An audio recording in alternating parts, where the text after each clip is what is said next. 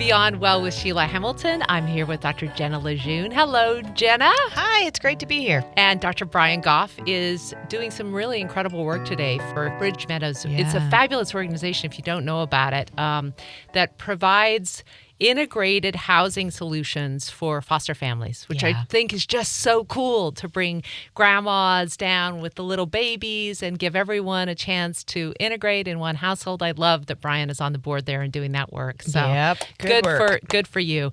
It is with such great pleasure that I get to have Liz Prato in studio today. Liz, I'm such a fan of your writing and your teaching and your poetry and everything that you do in the world. So thank you so much.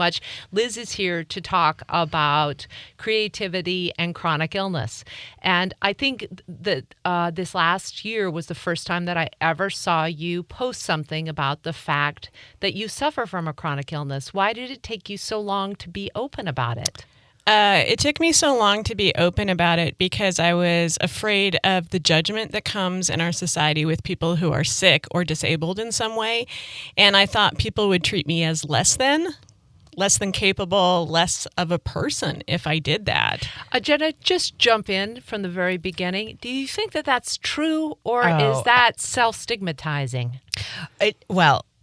We learn our self-stigmas from the messages we get from our society. It's not like you woke up and said, you know what I would like? I would like to think that maybe I'm less than. So we internalize these messages, but absolutely there's so much when it comes to chronic health problems. There's the you're less than, you're not capable, you can't be relied on. Mm-hmm. But then there's also the really, it's kind of just up in your head kind of thing, or I know what stomach aches are like. And so there's so much that people with chronic health problems struggle with.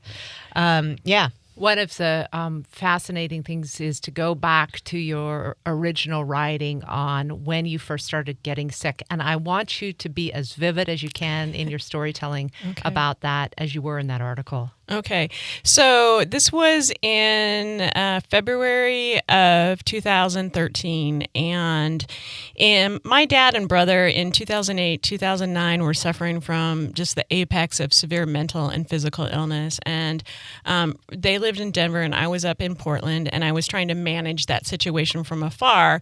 And yet they really didn't want any help. So it was just this constant hitting my head against a wall, and at the same time just watching them go down the drain, and which in fact they did. In 2010, my dad died. We're pretty sure he killed himself with an overdose of pills. And then a year later, my brother died. And my mom had died when I was 26 years old. So here I was, 44 years old. My whole family was dead.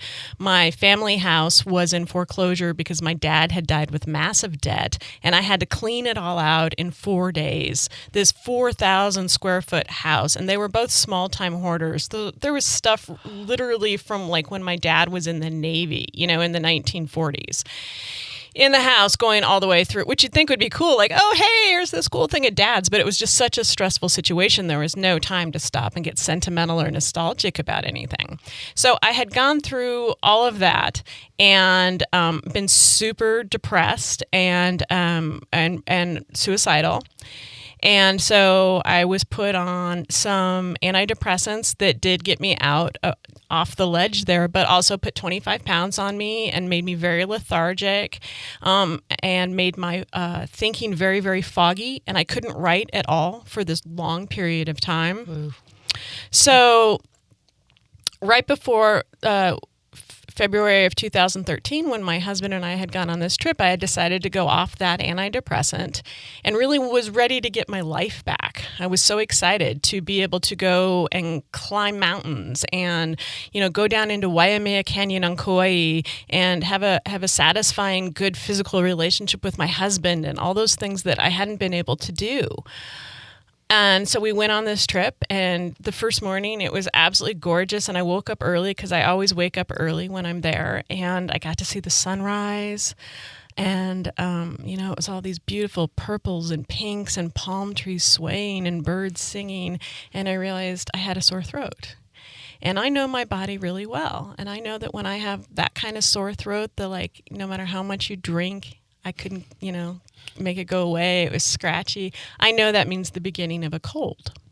And I was like, oh man, this sucks. I'm in Hawaii and I have a cold. But I also thought, I knew my body, that what happens when I get a cold is just like kind of everybody else's, like you have a cold for 10 days, 7 to 10 days, and then it goes away. And I usually have a cough that hangs on for a while. And so I expected that was going to happen. Well, I ended up being sick for a month and with severe bronchitis and couldn't get out of bed, and I was supposed to be teaching and people had to come in and teach my classes for me. And it was really just a very difficult period of time. And so when I got well from that, I was like, okay, I'm never going to take my health for granted again. I'm just going to be a healthy person and I'm going to do everything that makes me happy and I'm going to teach classes and take classes and I'm going to be physically active and all those things. But what it ended up happening instead is I started actually just being really tired all the time. And I started having more and more sensitivities to noise and to light, to being in crowds. And I noticed that things were just wearing me out in a way that they had never worn me out before. So instead of getting better, I was actually getting sick. It took so long and so many doctor's appointments before you were finally diagnosed with chronic fatigue syndrome. So was that a full year later that you finally got your diagnosis? Actually, a year later, the diagnosis I got was what they call adrenal fatigue, which is a diagnosis that's accepted in the alternative medicine community, but not in the Western medicine community. But the theory behind that is your adrenals have been overstressed because you've been stressed and aren't producing enough of the hormones like cortisol that you need to just deal with the everyday stressors in life. And so the theory was that we'll restore your cortisol and we'll help your body heal, and in 1 or 2 years you'll be better again. Yeah. Didn't happen. It didn't happen. Wow. Yeah. And so how did you finally get to the investigation of is there a blood test? Is there, it's just symptomology. Yeah. Right? Wow. It's a diagnosis of exclusion. You try and get rid of all the other things that it could be. So, and honestly, the way my diagnosis came about is my naturopath said, yeah, I think that's what you have. And we're going to start treating from that perspective. But my primary care physician I think she gave me the diagnosis because I was frustrated, and she said, and I was asking her I was saying to her, here are what my problems are. We were having a phone consultation, and she said, I think you should take a healthy back class. And I was like, what? And she said, well, you're having all these pains because pain is a part of chronic fatigue syndrome often. And I said to her, so wait, you're telling me honestly you think all my problems will go away if I just take a class to strengthen my back muscles? Wow.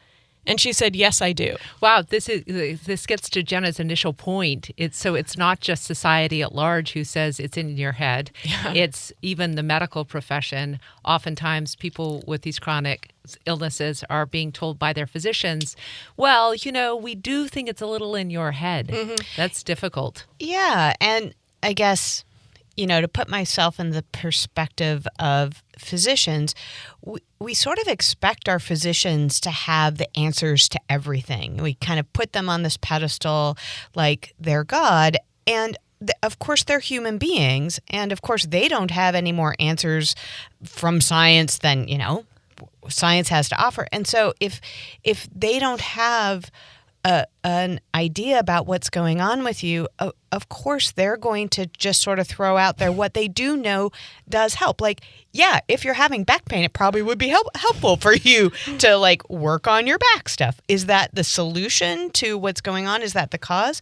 Probably not, but that's what she knew how to offer. And so I think it's not helpful for us to kind of vilify the Western medicine in this. It's a system-wide problem that we think we're supposed to have the answers to all of this stuff. Yeah. And if it's not, it's either the physician's problem or it's your problem and it's just up in your head. And the fact is, it's probably a lack of knowledge problem. Yeah.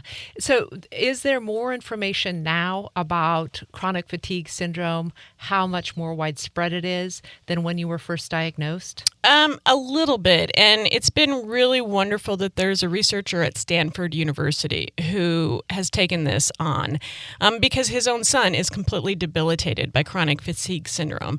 And so he's been doing research at Stanford. He got the grants for it, and it's really, just great that he's able to do this. And since then, that's bringing a little bit more legitimacy to this concept of it being an actual disorder, disease, whatever. And even just within the last 4 months, he was finally able to identify a biomarker that people with chronic fatigue syndrome have that other people don't. Wow.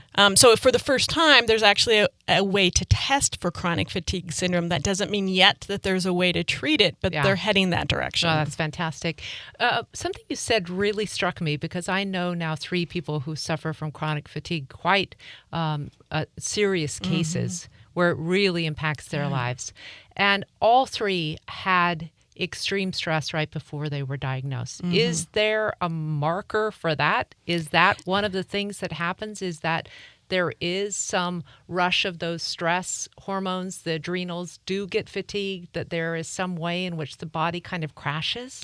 Possibly. Those are the 2 things that we see most often with people who have chronic fatigue syndrome is that they either had a viral infection of some kind right before the disease took hold and or some serious stress. And we know that stress weakens our immune system and, so anything can sneak in at that period of time too. So my guess is that there's a combination of things that are happening. And again, that's what makes it so complicated is it's not just this one thing. When somebody has strep, we're like, oh, they have the strep bacteria. Here's some antibiotics, and in those things, Western medicine is awesome for certain things like that. If I have like a blocked artery, I want Western medicine in there helping me fix it.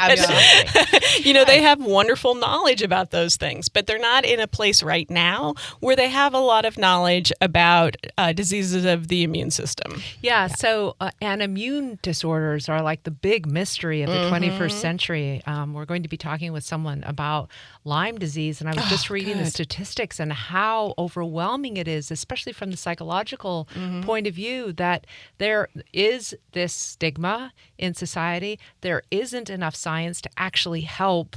And then the unknown, the not being able to plan your life from day to day. I really want to talk about how you cope with some of those issues. Because I think about you, Liz, you're one of the most bubbly, bright, engaged people. And I can imagine it drives you crazy to not be able to say, yes, Thursday at 7, I'll be there. Yeah. It is, and that's really hard for me. I mean, I'm just getting a little teary even thinking of that exact example of I want to be able to be there for people. I want to do it because it's fun, but I also want to support all my friends and my community and all these different things like I used to. And I can't do that anymore. And, you're right, Sheila. People who see me out in public, they see me as bubbly. They see me as energetic, whatever those things are. That's because the only time I'm out in public is when I'm not sick. Or not, every once in a while, I suppose if someone ran into me at Fred's or at, Kaiser or someplace like that, they'd see me looking sick, but very rarely, I'm not, so I can't plan much.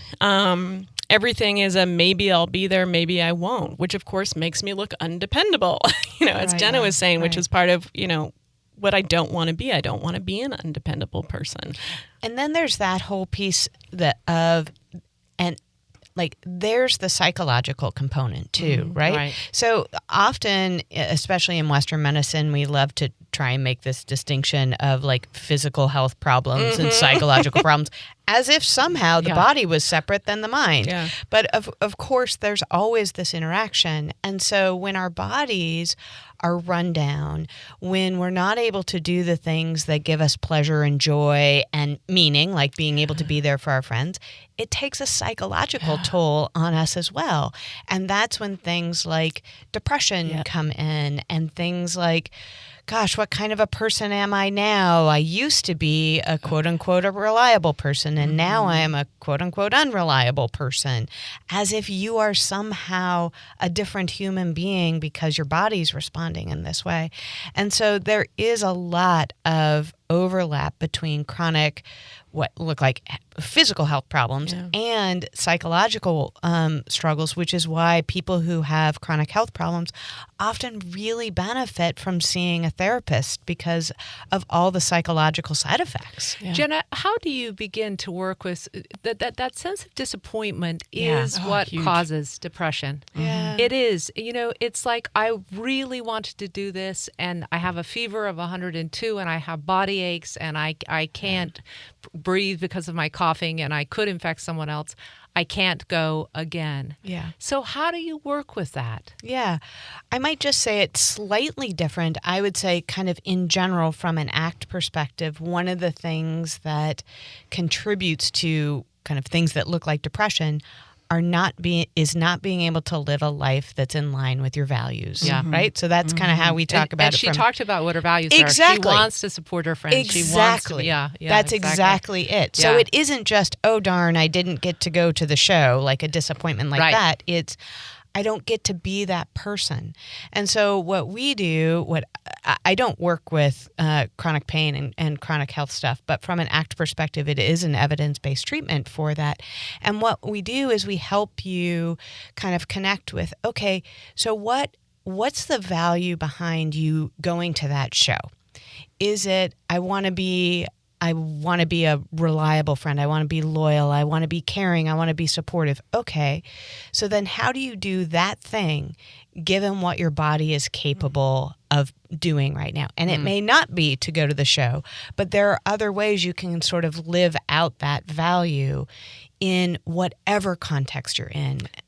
So that's, from an ACT perspective, a very simplified way of one strategy. I remember reading the book. It was about that award-winning Thoroughbred by a woman who had chronic fatigue. And she essentially just said, this is my reality. I'm not getting out of bed for probably the next year. But she and her husband built this computer desktop, and one of her symptoms was vertigo. So she had to actually kind of arranged so that it was almost upside down for her to be able to do it. But she finished a book. And I love that idea of, even in our worst physical capacity, we can still imagine, what is it I care about? Yeah. Right? Because we get so focused on the actual outcome. Oh gosh, I didn't get to go to the show. And the show is not what's important. It's you being able to be a supportive friend, let's say, that's important. And so if we can shift the outcome, what we would call the specific goal, and just have you sort of move course to a different attainable goal that still moves you in that direction of being a support, it's not that there isn't disappointment. Of course there is. And then we work on acceptance strategies and compassion strategies to deal with the disappointment. But at least you're still getting to live a life that feels worthwhile to you. One of the, I really appreciate your honesty, Liz, in your posts about the reality of living like this. And one of the posts that you said was, please understand that I still want to be asked. Yeah. Oh, it broke my heart. And it was so true that just because we're really busy or our kid is sick or we're sick, it doesn't mean that we don't want to be invited in. I thought that was such a beautiful, really poignant way of saying to people, don't count us out because of these illnesses. And I think that's one of the big fears I had of coming forward about the illnesses. People would just, even out of this beautiful place in their hearts of, wanting to take care of me or not stress me out or put me in an awkward position, that I was afraid they would just be like, well, we won't ask Liz out to dinner, and we won't ask Liz to come do this reading, or we won't, whatever the thing was. And it is really hard. This is something I've been thinking about recently, how many times I have to say, I can't. And it is really, really hard psychologically, I think, to constantly say, I can't. But at the same time, I didn't, that's my thing, I have to deal with that, and I don't want anyone else to take responsibility for the fact that I have to constantly say I can't. And how they respond to that, too. They probably have something on their end. Like, how does it feel to have a friend who's constantly saying, I can't? Oh, and then one day, oh, wait, yeah, that works. I can. Yeah. Let's do that. Mm-hmm. Yeah. I love that you just said that, because I think, Sheila, that explains kind of a bit of what you were talking about before. This idea, if trying to avoid the other person feeling disappointed is so important, then of course I'm not going to ask Liz out. Because if I never ask Liz to go to the show, then she never has to say, I can't. And then she doesn't feel disappointed. But you know what else she doesn't get to do? She doesn't get to feel included. She doesn't get to feel loved. She doesn't get to have the opportunity to be a supportive friend if that's what's important to her. And so that's why kind of this thing that we do of, oh gosh, I got to treat you like you couldn't possibly experience a difficult emotion like disappointment actually makes things worse for you. Yeah. You know what I was so really buoyed by was when Lady Gaga's documentary shows how much she suffers with immune disorder. She has really serious fibromyalgia and I think some chronic fatigue. And who would think, right? Right? Based on what she does. But the symptoms were so striking to me around just great muscle pain and joint pain. Do you have that as well? I have some of it, probably not to the same extent. And chronic fatigue syndrome and fibromyalgia are really intertwined. There's a lot of things, and it's kind of hard to tell sometimes which one is it, and there's just a few small characteristics that maybe put it in this camp or in that camp instead. But I do have a lot of that pain, and especially it's made worse in the winter. The cold weather and the barometric pressure fluctuating makes it a lot worse. And so I also have depression.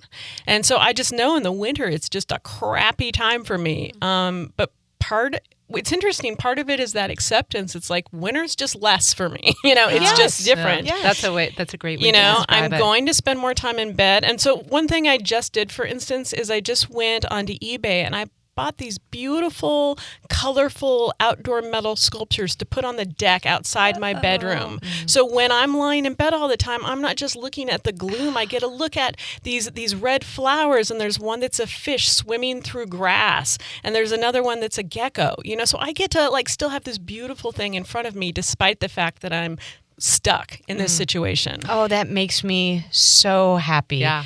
One of the problems, I think, with using that word acceptance around people who have either shitty chronic, times. Chronic health problems or trauma, is that you're told, you just got to accept it and move on. Get over it. Get over it.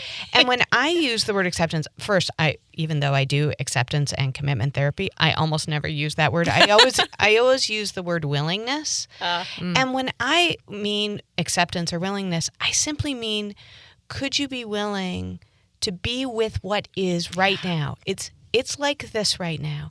And as soon as you can say, it is like this right now, then you can actually do something useful and so compassionate and kind, like, okay, given that it's like this right now, maybe the kind thing to do would be to put some beautiful flowers out on the patio so I can look at those in the wintertime.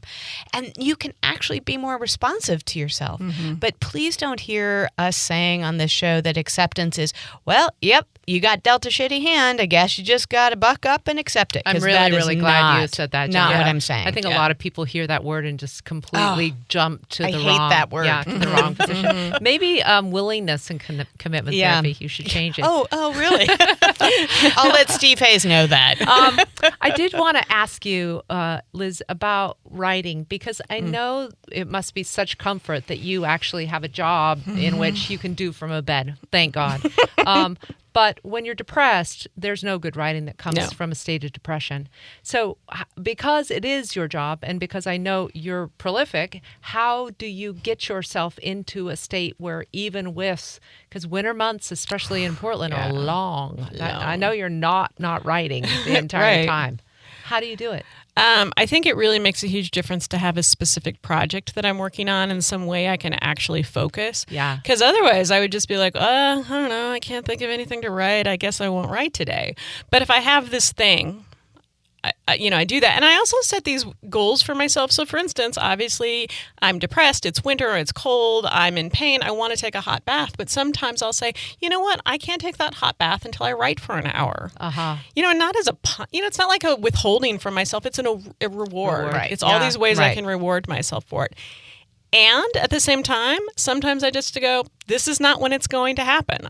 This is, I haven't written for several days or whatever it is. I also just have to accept that sometimes that is my reality. And I guess I kind of want to go back a second to when I was first got diagnosed, and I got that, and I didn't write for I guess it was before I got diagnosed. It was when I was on the antidepressant that just gave me horrible brain fog, and I didn't write for 9 months. And that was really scary, to not be able to write at all for 9 months. I could not even write like a sentence.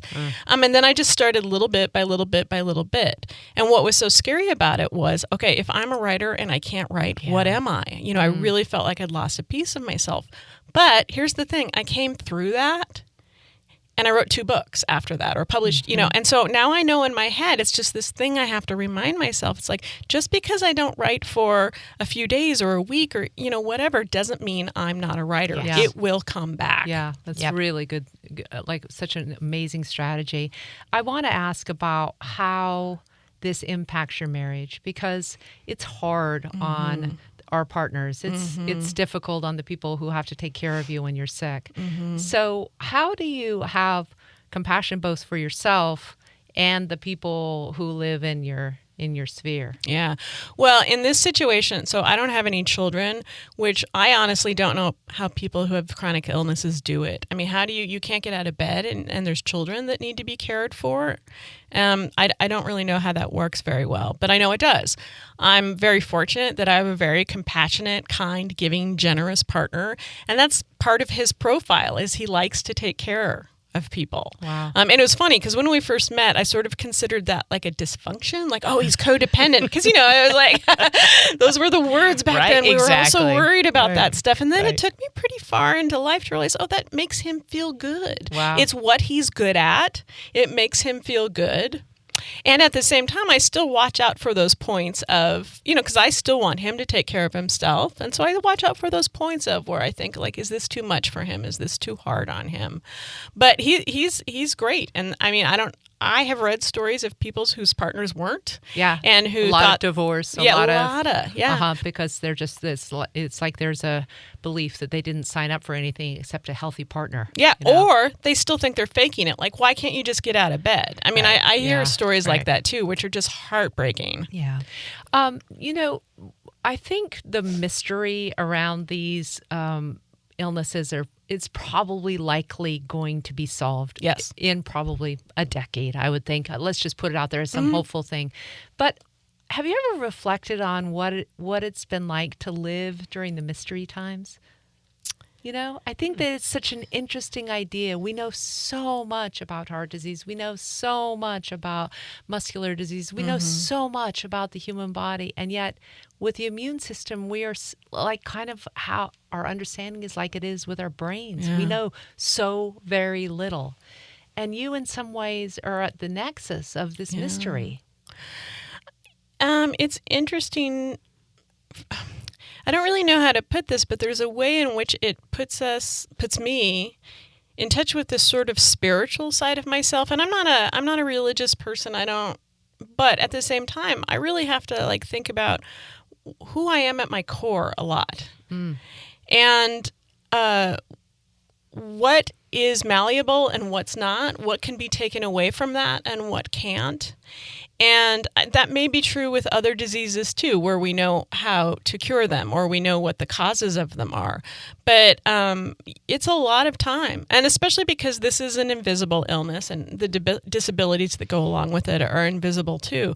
I think there's a lot of time about having to get really clear on who I am and what. And, it's just like Jenna was talking about, what are my core values? Right. And how can I still express those and reach those in different ways than I used to be able to? Right. And, this is another great thing, too, about being over 50. And I also, part of what was going on, too, when I got sick is I was in early menopause. And nobody was diagnosing that, too. Like, the menopause thing just went out the window. But so now, so here I'm 52. I've got this chronic illness. I'm through menopause now. And I really have a who gives up, attitude about a lot of stuff, too. It's a lot easier to throw a lot of stuff away. Because, again, you really got to sort through the trash and be like, what's helpful, what's not helpful here. Yeah, that's beautiful. Oh, my gosh. That's really inspiring to hear. I don't see it as, well, just look on the bright side, but it is also being able to say, and this that I have been experiencing also comes with allowing me a different perspective. And that perspective is, I'm not my body. I'm not these labels that I have of myself. I don't know what I am, but I'm something more than that. And being able to connect with what would be most meaningful and sort of what you want your life to be in the service of, from an ACT perspective, we call those values. Like that, if there is some core to us, I'm going to nominate that. Yeah, what's fascinating about that, Jenna, and I'm just taking it to expanding it to every illness, is eventually at our end, every healthy person is going to have to get there. Yeah. Absolutely. And in some ways, the work that you're doing now is the work of dying. It is, because absolutely that's this is so hilarious, because my partner's always like, why are you always talking about dying? And I'm like, because I want to talk about living. And so I'm always in service of, if we can attend to those, to that spiritual core, if we can decide who we are now, if we know exactly how we want to live, we're almost prepared for death in a way, because we're living. Isn't that what dying is supposed to teach us? Like, for other people, it's fear. For me, it's a goal. It's like, how can I be the best version of who I am now? And in so many ways, Liz, what you've done is you've prepared yourself for all of the suffering everybody else is going to have to do probably at the end of their life. You know? I kind of had an introduction to that from the concept of my mother dying when I was 26 years old, and she was only 58 years old when she died. So that was young. I went through that at an age where other people, I only had one other friend who'd lost a parent at that time. Wow. And then again with my brother dying when he was 45 years old, and my dad dying, and I was orphaned, and I was familyless at an age that most people are not, that I know. Yeah. And so there's even a way in which, like, I went through all of that, losing your parent, having to take care of them, all that stuff before other people my age did. And it is kind of, none of those things were blessings. I'm not saying that, but I'm saying, like, what I can take away from it is it helps me be able to be clearer and more there for my friends who are going through that at a normal age, that you start going through it, because it's happening now. Right. Absolutely. Yeah. I love what you said, Sheila, that death teaches you something.